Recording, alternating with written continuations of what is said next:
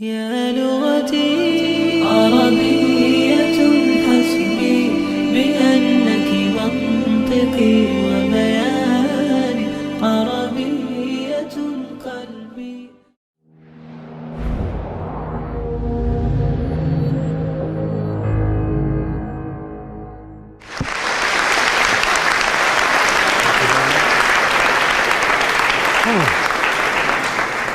Thank you very much, Mr. President. Ladies and gentlemen, good evening. Assalamu alaikum. Lovely to see you all here tonight. We are having a very entertaining night, are we not? With some very interesting things being said from the other side of the house tonight. Let me begin by saying, as a Muslim, as a representative of Islam, I would consider myself an ambassador for Islam, a believer in Islam, a follower of Islam and its Prophet. So, in that capacity, let me begin by apologizing to Anne-Marie for the Bali bombings. I apologize for the role of my religion and me and my people, for the killing of Theo van Gogh, for 7/7. Yes, that was all of us. That was Islam, that was Muslims, that was the Quran. I mean, astonishing claims to make in the very first speech tonight on a day like today, where the Conservative Prime Minister of the United Kingdom is having to come out and point out that these kind of views are anathema. And I believe you're trying to stand for the Labour Party to become an MP in Brighton. If you do, and you make these comments, I'm guessing you'll have the whip withdrawn from you, but then again, UKIP's on the rise, they'll take you, the BNP, they might have something to say about your views. This is what Mehdi Hassan always does. By the way, just on a factual point, since we heard a lot about the second speaker, about how backward we Muslims all are, on a factual point, you said that Islam was born in Saudi Arabia. Islam was born in 610 AD. Saudi Arabia was born in 1932 AD. So you were only 1,322 years off. Not bad? Not bad start there. Talking of maths, by the way, a man named Al-Khawarizmi was one of the greatest mathematicians of all time, a Muslim, worked in the golden age of Islam.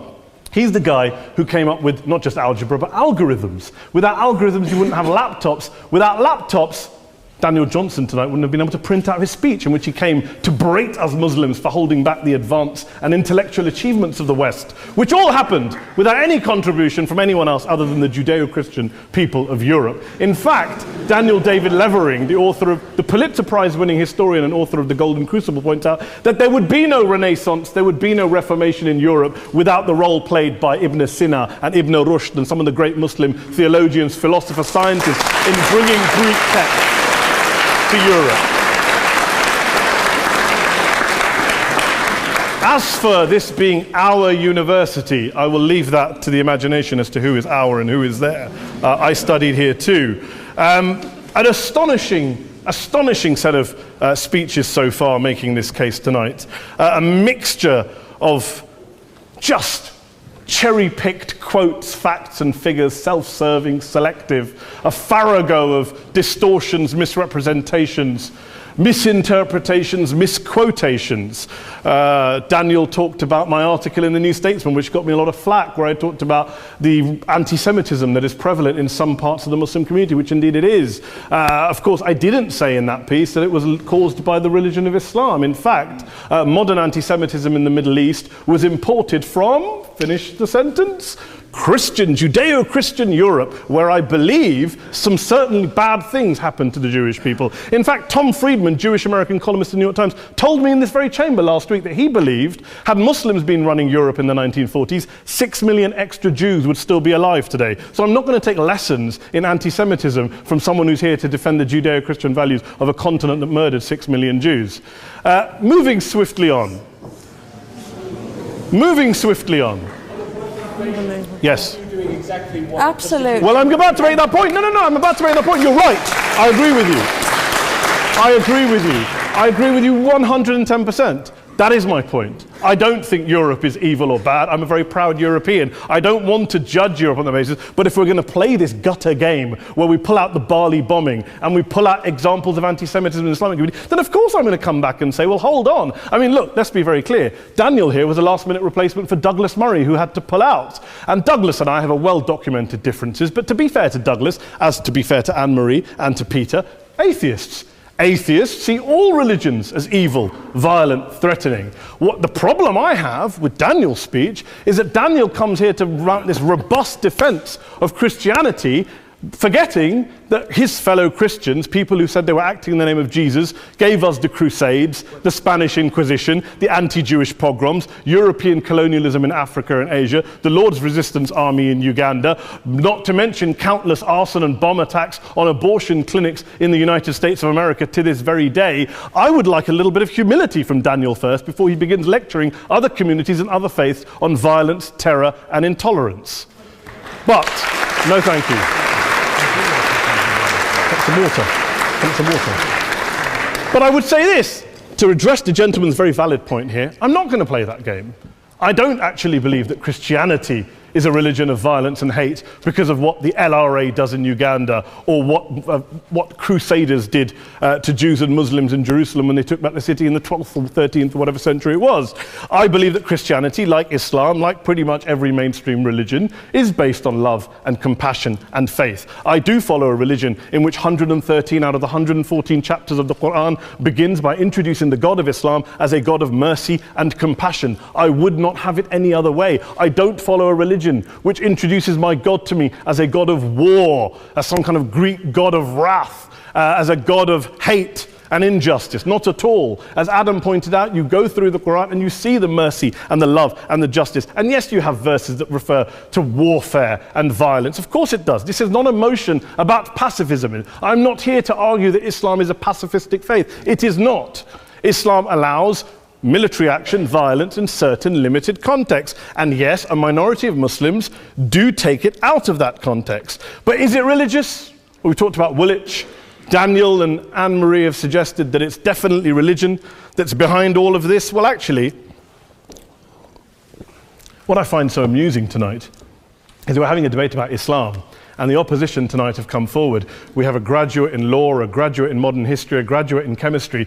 And, you know, I admire all of their intellects and their abilities, but we don't have anyone who's actually an expert on Islam, a scholar of Islam, a historian of Islam, a speaker of Arabic, even a terrorism expert or a security expert or a pollster, let alone to talk about what Muslims believe or think. Instead, we have people coming here, putting forward these views, putting forward these sweeping opinions. Listen to Professor Robert Pape of the University of Chicago, one of America's leading terrorism experts, who, unlike our esteemed opposition tonight, studied every single case of suicide terrorism between 1980 and 2005, 315 cases in total. And he concluded, and I quote, "There is little connection between suicide terrorism and Islamic fundamentalism or any of the world's religions. Rather, what nearly all suicide terrorist attacks have in common is a specific secular and strategic goal to compel modern democracies to withdraw military forces from territory that the terrorists consider to be their homeland."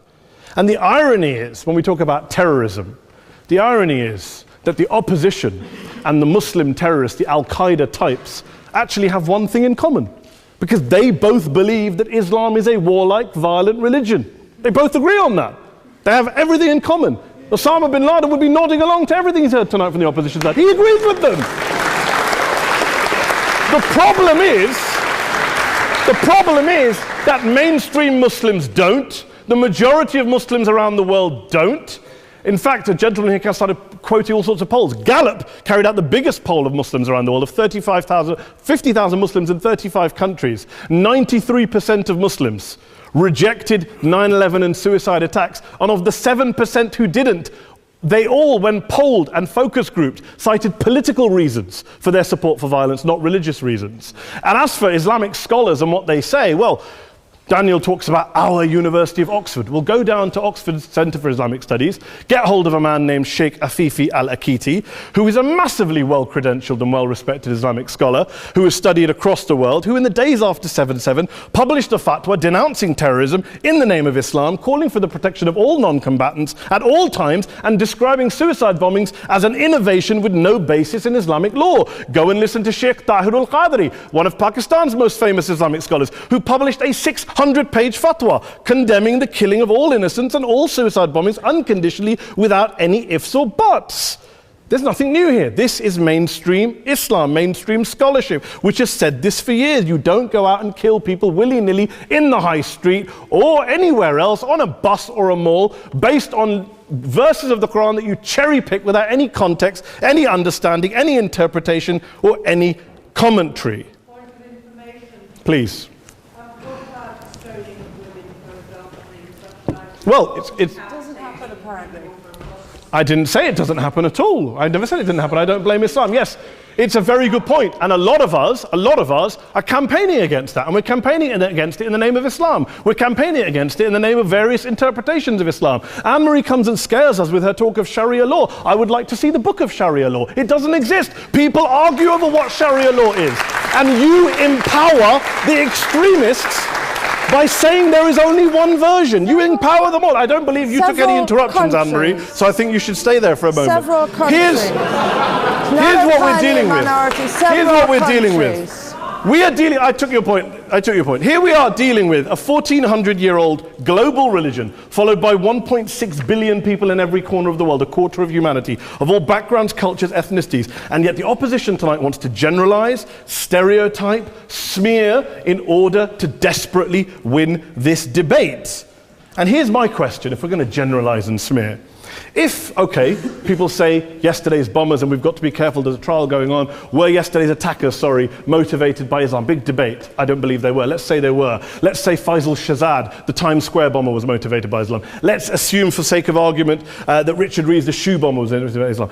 If Islam is responsible for these killings, if Islam is what is motivating these people, and Islam is therefore not a religion of peace, a religion of war, then ask yourself this question: why aren't the rest of us doing it? Why is it such a tiny minority of Muslims are interpreting their religion in the way that the opposition claim they are? Let's assume there are 16,000 suicide bombers in the world. There aren't. Let's assume there are for the sake of argument. That's 0.001% of the Muslim population globally. What about the other 99.99% of Muslims who the opposition tonight either ignore or smear? The reality is that the rest of us aren't blowing ourselves up tonight. The reality is that the opposition came here tonight not worried about the fact that me and Adam might pull open our jackets and blow ourselves up tonight because we're followers of a warlike warrior religion which wants to take over Europe and Daniel's university. The issue is this. The issue is this.